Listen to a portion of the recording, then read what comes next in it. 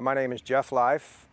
I have been involved in the pigeon racing sport for quite a few years, and I race them competitively. I breed 200 or 300 birds a year.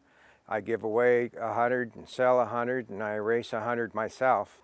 I'm part of the national organization. I'm a board member on the American Racing Pigeon Union. The sport, it's moved a long ways over the time frame I've been doing it. It used to be all manual clocks. Nowadays it's all electronic. We have antennas in our landing boards. We have electronic timers. It will upload to the electronics will take care of all of the timing, and it'll upload to the national database, and people across the country can see all of our races and how our birds are doing. And in the old days you had to sit down for hours calculating all that with a computer by hand. How we get our birds is a lot of them we breed ourselves, and we breed them from birds that we've probably purchased from other people around the world, possibly. I can get a pigeon that bred in Belgium or Holland is where almost all the famous pigeon racers are, and that's where all of the big names come. So if you have someone flying in Japan and he comes and looks at my birds, we can talk about each other's pedigrees because they're all from Holland and Belgium. But we'll purchase those breeders, and we can mail them through the mail, the USPS. I can mail a pigeon to anybody in the country. It'll be there in 2 days. To get them into the country from Europe, there's 30 days of quarantine in Europe and then another 30 days of quarantine in Canada, and it's somewhere between a 3 and 4 month process to get a pigeon. But once you have your breeders, you breed more out of them, and you breed those for breeders, and then you end up with, like I do, I have 50 pair of breeders that I breed all of my birds out of. If I turn him over, if you see that, all that's food right there. His mom and dad have fed him, that whole bulge. And if you look, you can actually see stuff moving around in there like chunks of corn and peas and things. That's how clear that is. When they're about 8 weeks old, the babies, they're old enough to be flying around strong, and they're not as big and tough and smart as an adult pigeon, but they're like, say, teenagers. We start training them. And I start training them, the first training toss, I put them in the crates. I turn them loose in the driveway just so they get used to not being in a panic. Because if they come out of that box and they're scared and crazy, and who knows what they'll do. My next toss will maybe be only a couple 100 yards. The next one will be half a mile, and then I'll do another one at about a mile, and then I jump across the river up on Wenatchee Heights and Mission Ridge. And once we're through training up into the Clockham, we drop down to the wind machines at Ryegrass, which is probably only about 20 miles from here, but it's hard to get them to fly over Mission Ridge. So it's a big barrier. You take them down to Mission Ridge and turn them loose without doing all those steps, and who knows where they'll end up. If they take off from there, in an hour going the wrong way, they can be in Seattle or Spokane or Oregon. So we take a lot of short tosses, convincing them and training them on coming home. Their instincts are all born in them. All we're doing is getting them physically capable and relaxed, and they think it's normal to come out of that box and come home. Then we start training them at 50 miles and then 90 miles, and then you start the first race at 100, but we don't stop at 300 miles. We keep going out to 400, 500, 600, 700 miles we will race from. Everybody wants to know how many pigeons we lose. And we lose more than we like. I do not like losing pigeons, but it's part of the sport. There's certain days that if the wind picks up and it's really howling, we wouldn't intentionally turn them loose in that, but it can happen when you turn them loose 200 or 300, 400 miles away. The weatherman isn't that good. And when it's a heavy wind, the windier it is, the lower they'll fly.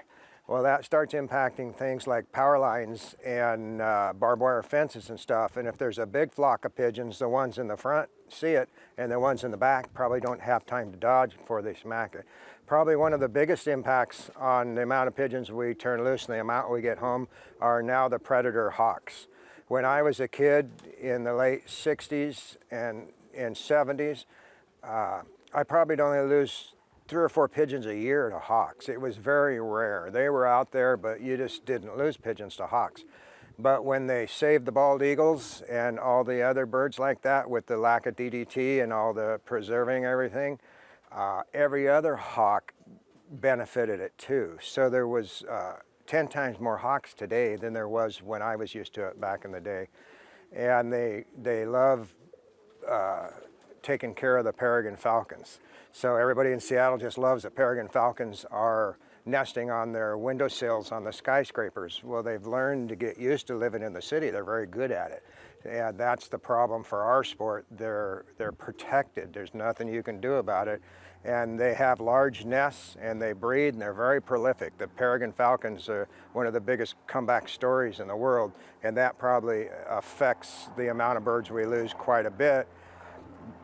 The worst problem than the hawk is their only defense against a hawk diving into them, which is how peregrine falcons hunt, is they dive into the biggest bunch of trees and bushes and marsh bushes, everything they can dive into to get that hawk off its tail, because the hawk's not going to go in the bushes after him. He gets injured, he's going to be in trouble because he has to eat every day or he's going to die.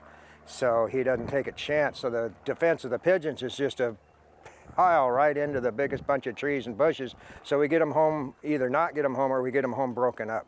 We'll get broken wings and skin missing and feathers off the chest. So I think we lose way more pigeons to the hawks not eating them, but scaring them so bad that they're diving into the trees and injuring themselves. When we raise a baby pigeon and he's about 5 or 6 days old, his foot is very small, and we put the 3 toes forward and the 1 back, and we can slip a seamless permanent band on his leg. All of these pigeons behind me, you'll see there's bands on their legs.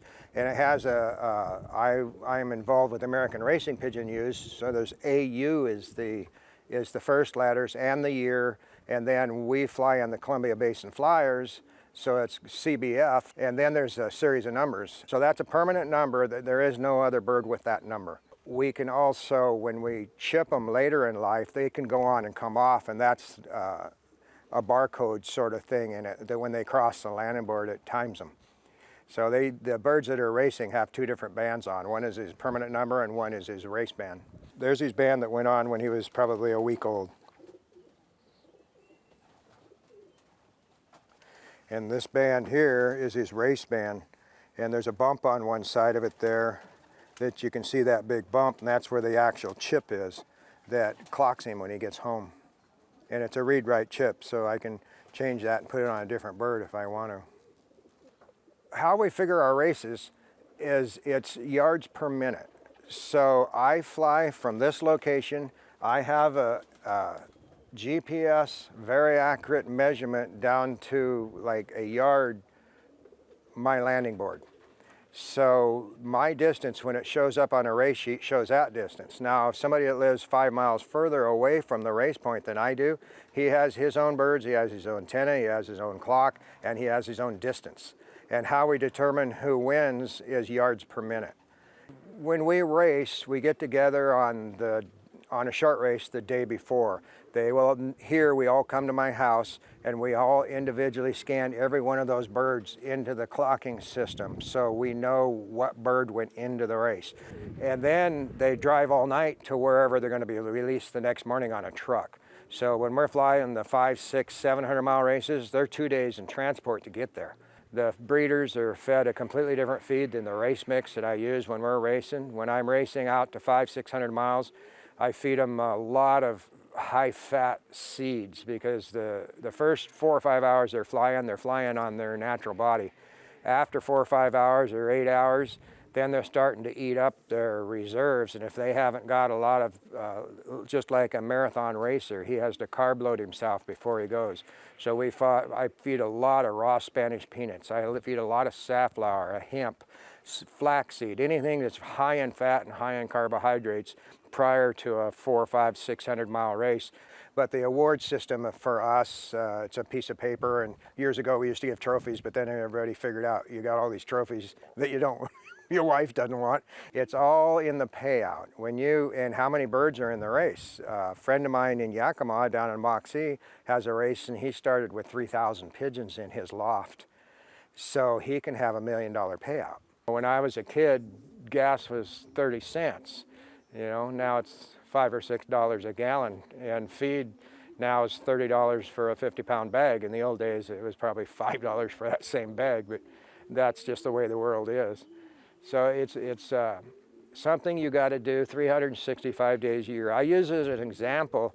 is it's one of the same as so many things. You get out of it exactly what you put into it. If you want to do it halfway, that's where you're going to be in the race sheet, halfway up, because you just can't dominate if you aren't fully committed to doing it.